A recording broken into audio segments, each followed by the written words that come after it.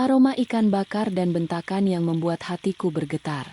Asap dari ikan bakar baru saja mengepul ketika suara ibu mertuaku menggelegar dari belakang. Aku mematung sambil memegang kipas. Hari itu, aku tidak tahu bahwa satu ekor ikan akan mengubah hubungan keluargaku selamanya. Namaku Rina, usia 30 tahun. Aku tinggal di sebuah desa kecil bersama suamiku, Ardi, dan ibu mertuaku, Bu Sulastri. Setiap hari hidupku sederhana. Aku bangun sebelum subuh, menyapu halaman, menyiapkan sarapan, lalu membantu suamiku yang bekerja sebagai tukang bangunan. Aku tidak pernah meminta barang mewah. Aku juga terbiasa makan dengan tempe, tahu, dan sayur bening. Pagi itu, Ardi baru saja menerima upah setelah 2 minggu bekerja di proyek. Bu, hari ini kita beli ikannya. Sudah lama kita tidak makan ikan bakar, kata Ardi sambil tersenyum. Aku mengangguk senang. Assalamualaikum sahabatku. Salam hangat untuk kalian semua. Sebelum kita mulai, tulis di kolom komentar dari kota mana kalian menyaksikan ini. Bagi yang like dan subscribe, semoga Allah mudahkan segala urusannya, dilapangkan rezekinya, sehatkan badan, dan dikabulkan semua hajat kalian. Amin ya robbal alamin. Bagiku, membeli 2 ekor ikan bukanlah kemewahan. Itu hanya bentuk syukur karena rezeki sedang sedikit lebih baik. Aku membersihkan ikan dengan hati riang. Aroma bumbu mulai memenuhi dapur. Namun ketika ikan mulai dibakar, langkah kaki terdengar mendekat. Bu Sulastri berdiri di pintu dapur. Tatapannya tajam.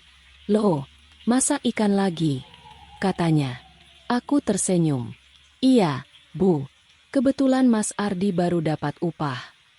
Tiba-tiba suara beliau meninggi. "Masak ikan terus.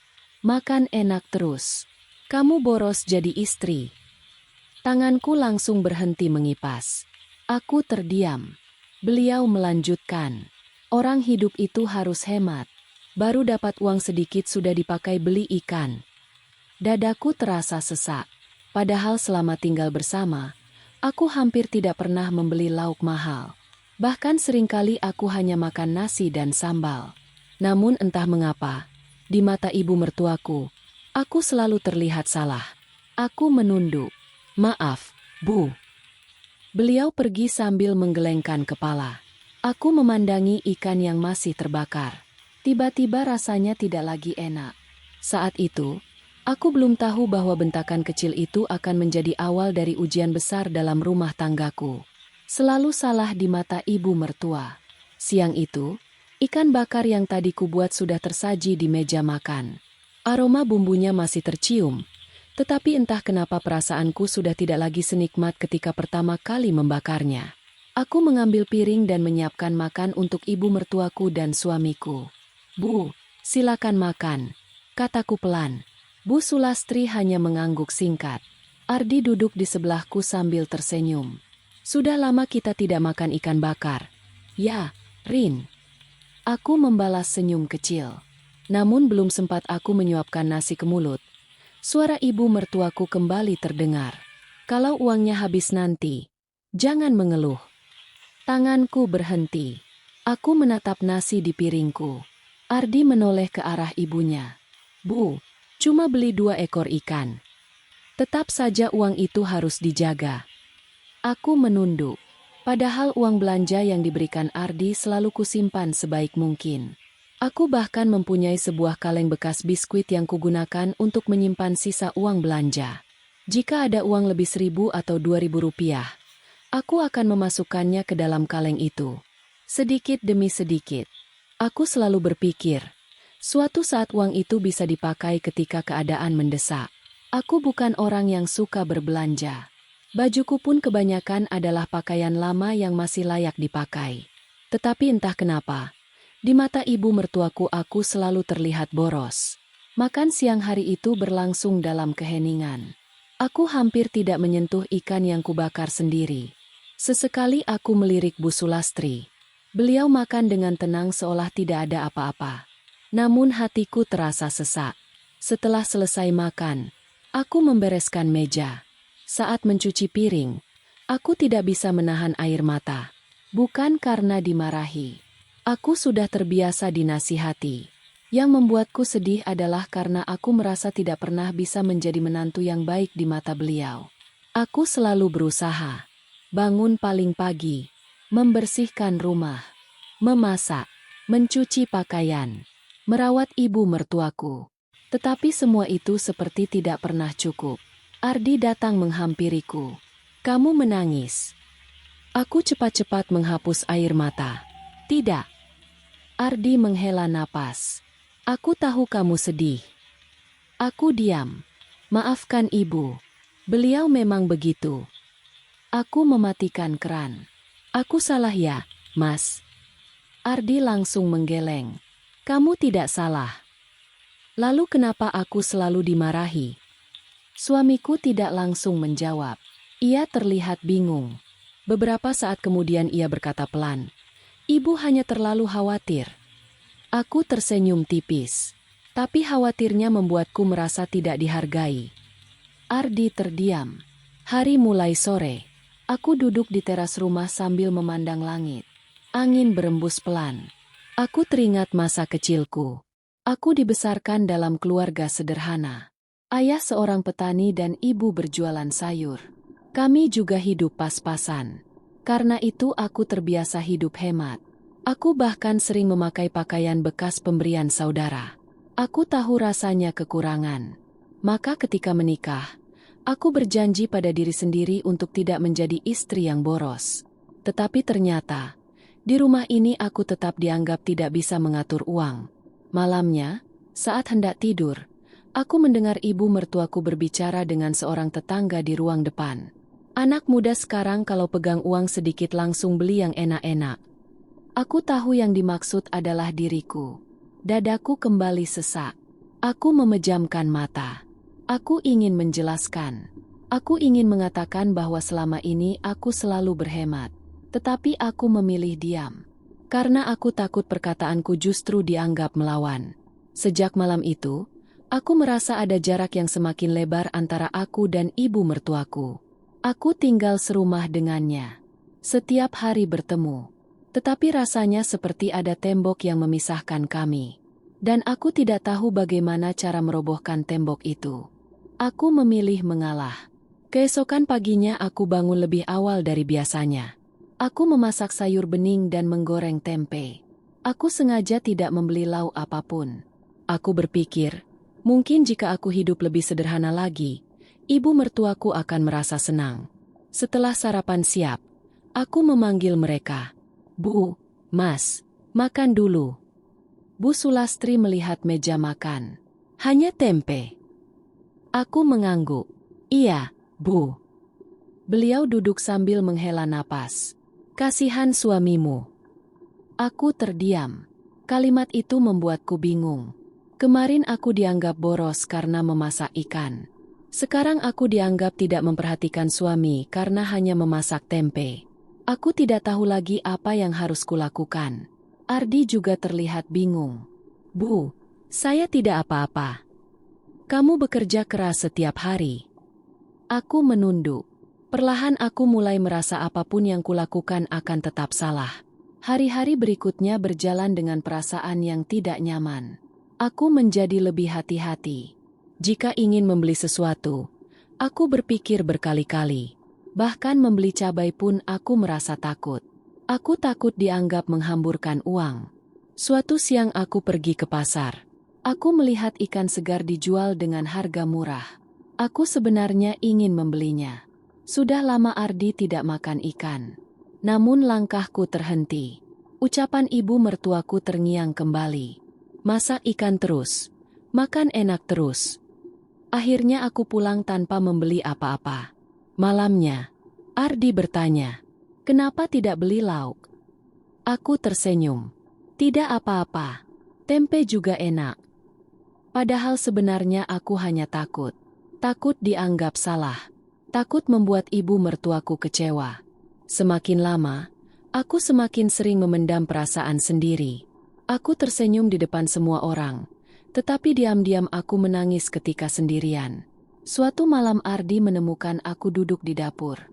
Lampu kecil di sudut ruangan membuat suasana terasa sepi. Kamu kenapa? Aku menggeleng. Tidak apa-apa. Kamu berubah. Aku menatapnya. Berubah bagaimana? Kamu jadi pendiam. Air mataku perlahan jatuh. Aku capek, Mas. Ardi terlihat kaget. Aku selalu berusaha menjadi menantu yang baik. Tapi kenapa aku selalu salah? Suamiku duduk di sampingku. Ia memegang tanganku. Aku tahu kamu sudah banyak berkorban. Aku menangis semakin keras. Aku cuma ingin diterima. Kalimat itu keluar begitu saja dari bibirku.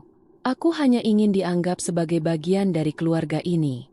Bukan sebagai orang yang selalu membuat kesalahan. Ardi memelukku. Sabar ya. Aku mengangguk. Malam itu aku mengambil sebuah keputusan. Aku akan terus mengalah. Aku tidak ingin rumah tanggaku dipenuhi pertengkaran. Aku tidak ingin suamiku berada di tengah-tengah masalah antara aku dan ibunya. Jika aku harus menahan perasaan sendiri demi menjaga keluarga, aku akan melakukannya. Karena bagiku, rumah tangga bukan hanya tentang kebahagiaanku, tetapi juga tentang menjaga hati orang-orang yang aku cintai. Rahasia masa lalu ibu mertua. Suatu sore aku sedang menyapu halaman ketika tetangga kami, Bu Rahayu, datang. Sedang bersih-bersih. Rin?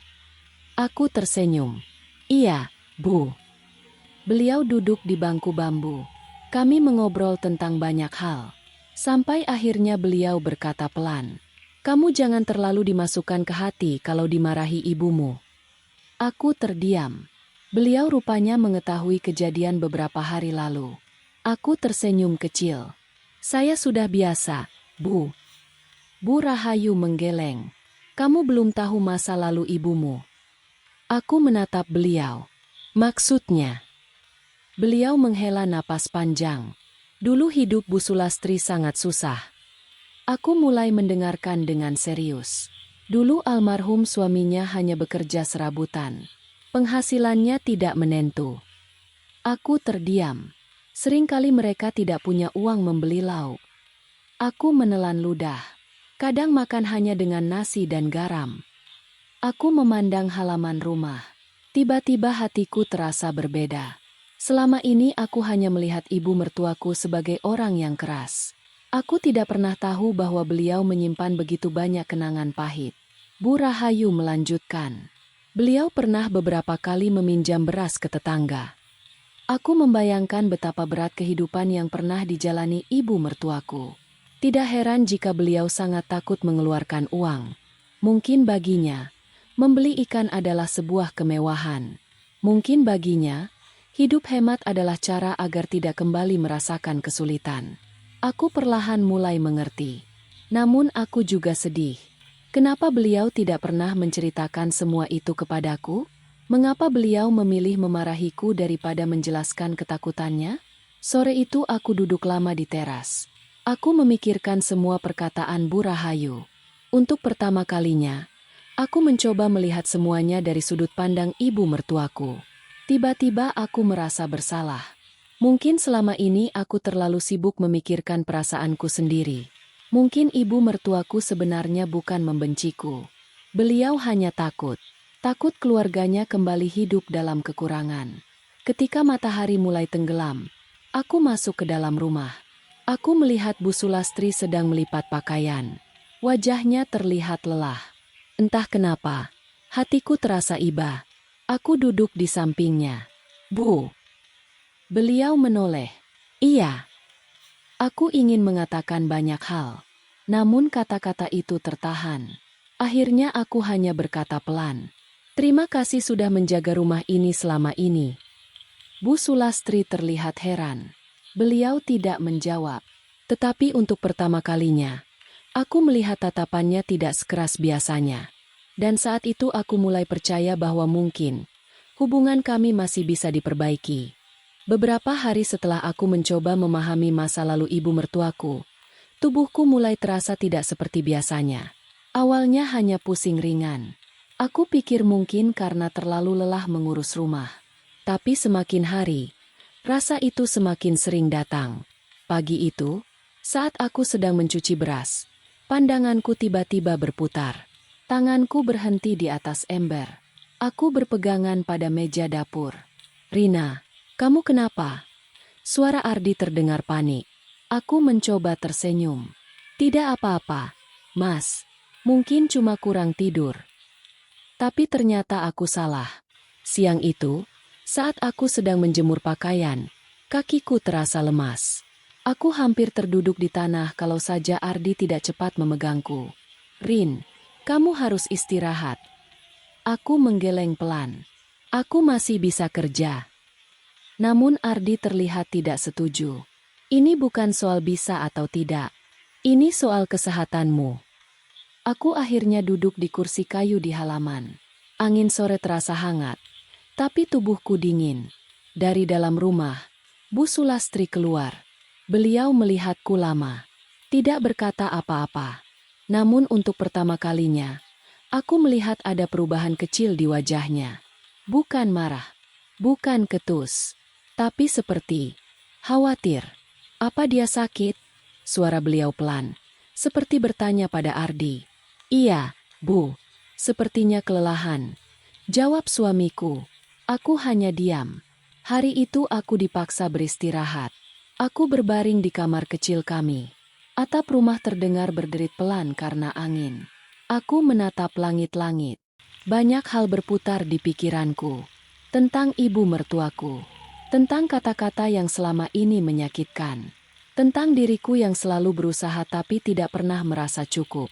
Malamnya, aku terbangun karena suara langkah pelan. Pintu kamar terbuka sedikit. Aku melihat Bu Sulastri berdiri di sana. Beliau membawa segelas air hangat. Untuk beberapa detik, kami hanya saling diam. "Minum dulu," katanya singkat. Aku terkejut. Ini pertama kalinya beliau membawakan sesuatu untukku. Tanganku sedikit gemetar saat menerima gelas itu. "Terima kasih, Bu," kataku pelan. Beliau tidak menjawab. Tapi sebelum pergi, beliau berkata sesuatu yang hampir tidak terdengar. "Jangan terlalu memaksakan diri." Setelah itu beliau pergi. Aku memegang gelas itu lama sekali. Air hangatnya tidak hanya menghangatkan tubuhku, tapi juga sesuatu di dalam dadaku. Untuk pertama kalinya, aku merasa, mungkin aku tidak benar-benar sendirian di rumah ini. Namun rasa itu masih bercampur dengan kebingungan. Kenapa beliau bisa berubah secepat ini? Atau apakah aku hanya baru mulai melihat sisi lain yang selama ini tertutup? Keesokan harinya, kondisi tubuhku sedikit membaik. Aku masih lemas, tapi sudah bisa duduk di ruang depan. Ardi pergi bekerja seperti biasa. Rumah terasa lebih sepi dari biasanya. Aku sedang melipat kain ketika Bu Sulastri duduk di depanku. Tidak seperti biasanya, beliau tidak langsung bicara keras atau memberi komentar. Beliau hanya duduk, diam. Beberapa menit berlalu. Aku mulai merasa canggung. "Bu, ada apa?" tanyaku pelan.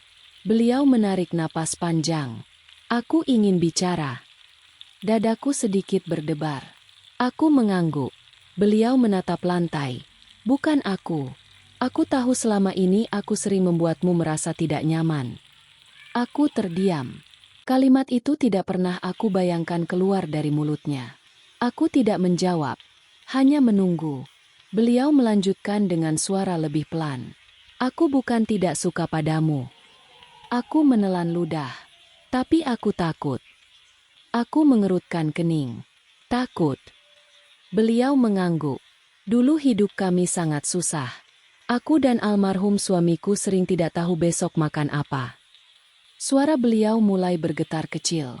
"Aku pernah menghitung uang sampai berkali-kali hanya untuk membeli beras." Aku mendengarkan tanpa menyela. Karena itu, aku takut melihat uang habis untuk hal yang menurutku tidak penting. Aku mulai mengerti sedikit demi sedikit. Tapi tetap ada luka yang selama ini tidak terlihat. Beliau akhirnya menatapku.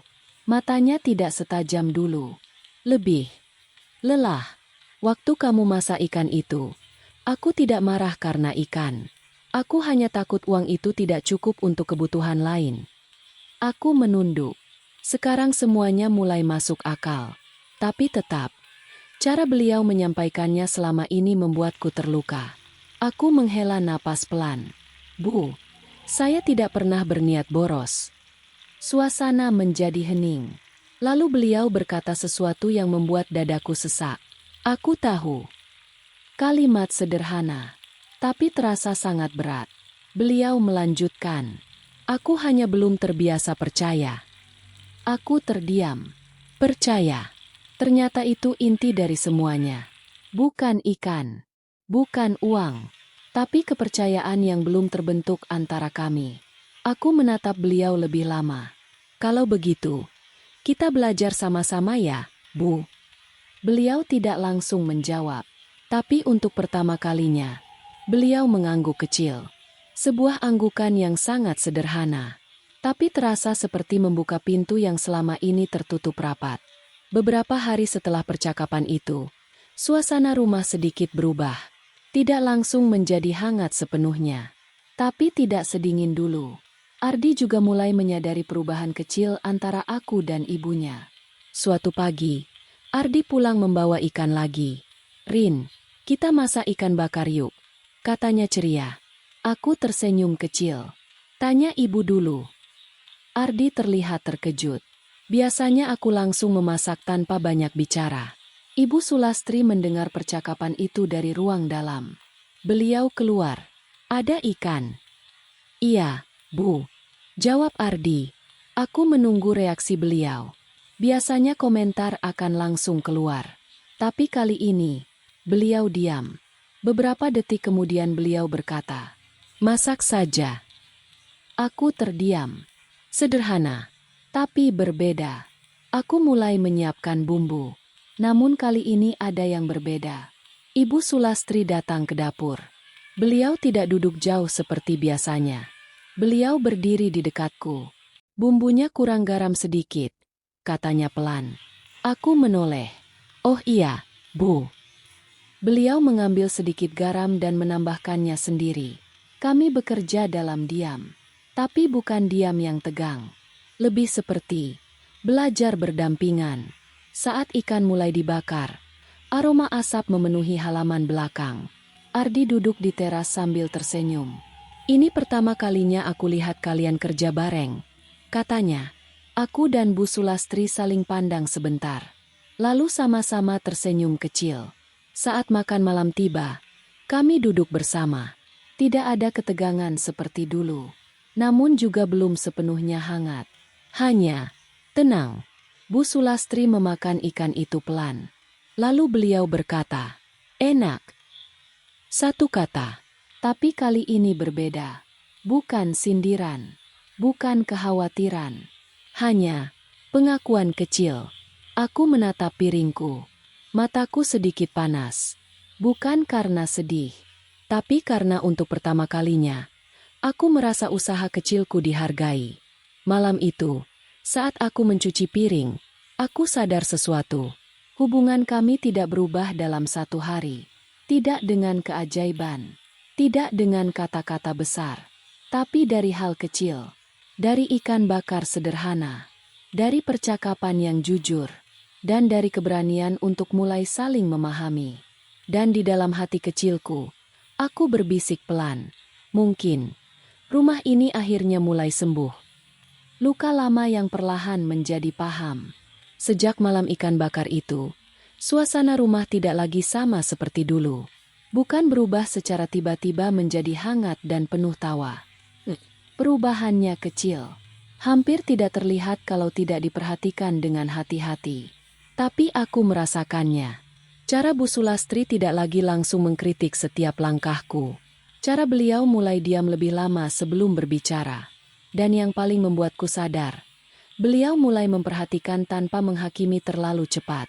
Pagi itu aku bangun seperti biasa. Menyapu halaman. Menyiapkan air minum. Namun kali ini, Bu Sulastri sudah duduk di dapur lebih dulu. Beliau sedang memotong sayur. Aku terdiam di ambang pintu. Biasanya aku yang melakukan semua itu. Beliau tidak pernah masuk dapur untuk membantu. Aku melangkah pelan. Bu, biar Rina saja. Beliau menoleh sebentar. Tidak apa-apa.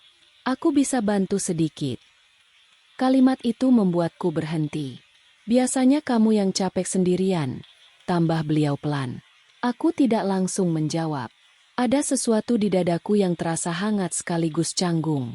Kami bekerja bersama tanpa banyak bicara. Namun kali ini, diamnya tidak terasa berat. Justru terasa seperti dua orang yang sedang belajar berdamai tanpa banyak kata. Saat Ardi keluar kamar, ia langsung tersenyum melihat kami. "Wah, rumah kita jadi lebih rapi ya sekarang," katanya sambil tertawa kecil. Aku ikut tersenyum. Bu Sulastri hanya menggeleng pelan, tapi ada sedikit senyum di bibirnya. Hari itu, untuk pertama kalinya aku merasa seperti benar-benar bagian dari rumah ini. Bukan tamu, bukan orang yang selalu diawasi, tapi bagian dari keluarga. Namun di balik perubahan itu, masih ada luka lama yang belum sepenuhnya hilang. Suatu sore, aku duduk di teras sendirian. Aku memikirkan banyak hal. Tentang hari-hari ketika aku merasa tidak pernah cukup baik. Tentang air mata yang kutahan di dapur. Tentang kata-kata yang dulu membuatku takut memasak apapun. Lalu Bu Sulastri duduk di sebelahku. Kami sama-sama diam cukup lama. Hingga akhirnya beliau berkata pelan. "Dulu aku terlalu keras ya." Aku menoleh. Beliau tidak menatapku. Hanya melihat ke depan. Aku menggeleng pelan. "Bukan keras, Bu. Hanya, kami belum saling mengerti." Beliau menghela napas. "Aku tidak terbiasa hidup tenang seperti ini. Dulu semuanya harus diperhitungkan." Aku mendengarkan. "Kamu datang dengan cara hidup yang berbeda. Aku kira itu boros." Aku tersenyum kecil. "Tapi sebenarnya saya hanya ingin membuat rumah ini hangat." Beliau diam. Tapi kali ini diamnya berbeda. Tidak ada jarak. Hanya pemahaman yang perlahan tumbuh. Dan di saat itu aku sadar, luka di rumah ini bukan karena kebencian, tapi karena ketakutan yang tidak pernah dijelaskan dengan baik. Hari-hari setelah itu terasa lebih ringan. Tidak sempurna, tapi lebih bisa bernapas. Aku mulai berani memasak tanpa terlalu takut salah. Bu Sulastri pun mulai lebih sering duduk di ruang depan. Tidak hanya di kamar. Kadang beliau berbicara tentang hal-hal kecil. Tentang harga bahan di pasar, tentang kabar tetangga, tentang masa lalu yang mulai beliau ceritakan sedikit demi sedikit. Aku mendengarkan tanpa menyela. Dan untuk pertama kalinya, aku tidak merasa sedang diuji. Aku merasa sedang diajak masuk ke dalam dunia beliau. Suatu pagi Ardi berkata, "Rin, kamu kelihatan lebih tenang sekarang." Aku tersenyum. Mungkin karena aku tidak terlalu takut lagi. Ardi mengangguk. "Ibu juga berubah." Aku menoleh. "Menurutmu?" "Iya, ibu sekarang lebih sering diam sebelum bicara." Aku tersenyum kecil. Kadang diam itu lebih menenangkan daripada kata-kata yang terburu-buru. Hari itu aku pergi ke pasar bersama Bu Sulastri. Ini pertama kalinya kami pergi berdua. Biasanya aku pergi sendiri. Di jalan, kami tidak banyak bicara. Namun ada momen kecil yang membuatku tersenyum. Saat aku ingin membeli ikan, beliau berkata, "Ambil yang ini saja, lebih segar." Aku menoleh. Biasanya ibu tidak suka beli ikan. Beliau tersenyum tipis. "Kalau untuk dimasak dengan baik, tidak masalah." Kalimat itu sederhana, tapi bagiku sangat berarti. Karena dulu, membeli ikan saja bisa menjadi sumber masalah. Sekarang, menjadi hal biasa. Di perjalanan pulang, beliau berkata, "Dulu aku tidak pernah membayangkan bisa pergi belanja santai seperti ini." Aku menoleh. Saya juga dulu tidak pernah membayangkan bisa ngobrol tenang dengan ibu. Kami sama-sama tertawa kecil. Tawa yang tidak keras, tapi cukup untuk menghapus sedikit beban lama. Malamnya, Ardi melihat kami memasak bersama lagi. Ia berkata, "Rumah ini sekarang terasa berbeda." Aku bertanya, "Lebih baik?" Ardi mengangguk, "Lebih hangat." Aku menatap dapur yang sederhana itu. Dan untuk pertama kalinya, aku setuju tanpa ragu. Karena rumah tidak berubah karena besar atau mewahnya, tapi karena hati yang mulai saling menerima. Beberapa bulan berlalu sejak semuanya mulai berubah. Hari-hari di rumah kami tidak lagi dipenuhi ketegangan seperti dulu. Bukan berarti tidak ada perbedaan pendapat, tapi sekarang selalu ada ruang untuk saling memahami. Pagi itu, Ardi pulang dengan wajah ceria. "Rin, hari ini kita masak ikan bakar lagi ya?" Aku tersenyum. Sepertinya ibu sudah tidak keberatan lagi. Dari dalam rumah, suara Bu Sulastri terdengar. "Kalau mau masak, sekalian saja banyak." Aku dan Ardi saling pandang lalu tertawa kecil. Aku mulai menyiapkan bumbu. Namun kali ini bukan hanya aku. Bu Sulastri ikut duduk di dapur. Beliau mengamati sambil berkata, "Dulu aku kira memasak enak itu boros. Ternyata tidak selalu begitu." Aku menoleh. "Iya Bu, kalau secukupnya dan dinikmati bersama, justru terasa lebih hangat." Beliau mengangguk pelan. Saat ikan mulai dibakar, aroma asap kembali memenuhi halaman. Tapi kali ini berbeda. Tidak ada ketegangan. Tidak ada rasa takut. Hanya suasana rumah yang hidup. Saat makan malam, kami duduk bersama. Ardi terlihat bahagia. Bu Sulastri makan dengan tenang. Lalu beliau meletakkan sendoknya. Aku sedikit menegang. Namun kali ini, kalimat yang keluar berbeda dari masa lalu. "Rina." Aku menatap beliau. "Maaf ya, kalau dulu ibu sering membuat kamu merasa kecil hati."